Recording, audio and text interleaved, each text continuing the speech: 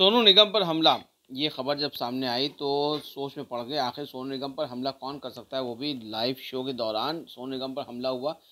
जी हाँ, सोनू निगम पर चैम्बूर में जब वो लाइव शो कर रहे थे उसके बाद उनके ऊपर हमला हुआ, उनके बॉडीगार्ड्स पर, उनके जो करीबी हैं उनके ऊपर हमला हुआ। और जिसके चलते सोनू निगम तो सेफ रहे, सोनू निगम को बहुत कुछ ऐसे कुछ चोटें वगैरह नहीं पहुंची, लेकिन हमला तो उन्हीं पर हुआ था और उनके जो बॉडीगार्ड थे या उनको जो बचाने के लिए और लोग थे उनके ऊपर पता चला कि उनको चोटें आई हैं, उनको अस्पताल भी ले जाया गया था। लेकिन ख़बर क्या है कि आखिर हमला हुआ क्यों? अभी जो फ़िलहाल जो खबर आ रही है वो ये है कि सोनू निगम ने बताया कि सेल्फ़ी के चक्कर में उनके ऊपर हमला हुआ।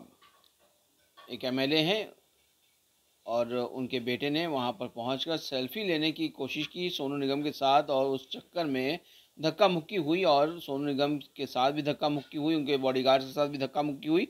उस चक्कर में उन्होंने सोनू निगम को जो है वो थोड़ी चोट पहुँचाने की कोशिश की क्योंकि वो सेल्फ़ी लेना चाह रहे थे। खबर देखिए ये नहीं है, बात सामने पहले कुछ और आई थी, पहले कुछ और सामने मामला आ रहा था कि जो पता चल रहा था वो ये था कि शायद जो सोनू निगम की जो पुरानी कंट्रोवर्सीज़ हैं अज़ानों को लेकर और दूसरी बातों को लेकर उस मसले पर ये हमला हुआ है। लेकिन बाद में सोनू निगम ने इस बात को क्लियर किया कि ऐसा कोई बात नहीं है क्योंकि मामला जो है सिर्फ फ़ोर्सफुली सेल्फ़ी लेने का है। फ़ोर्सफुली सेल्फ़ी क्या होती है कि ज़बरदस्ती किसी के पास जाकर वो स्टार, वो सेलिब्रिटी फ़ोटो ना खिंचाना चाह रहा हो, उसके बावजूद उसके जो इर्द-गिर्द जो उसका घेरा बना होता है सिक्योरिटी का, उसको तोड़ते हुए ज़बरदस्ती किसी से सेल्फ़ी लेना, उस तरह की बात सामने आई कि फ़ोर्सफुली सेल्फ़ी ले रहा था वो शख़्स जो कि एमएलए का बेटा है। थोड़ी-सी बात हज़म नहीं होती कि एमएलए का बेटा और सोनू निगम के साथ फ़ोर्सफुली सेल्फ़ी लेगा।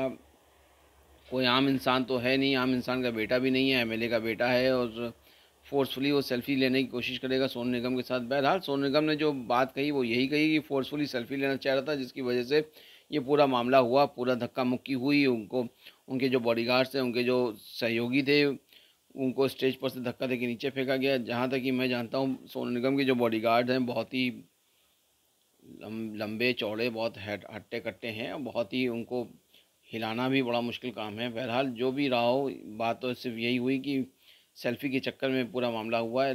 मामला शायद कुछ और भी था जो कि शायद दब गया या हटा, उसको नज़रअंदाज कर दिया गया सोनू निगम की तरफ से। लेकिन सोनू निगम ने जो एफ़आईआर करी है, जो शिकायत करी है, वो यही करी है कि सेल्फ़ी के चक्कर में ये पूरा मामला बना है।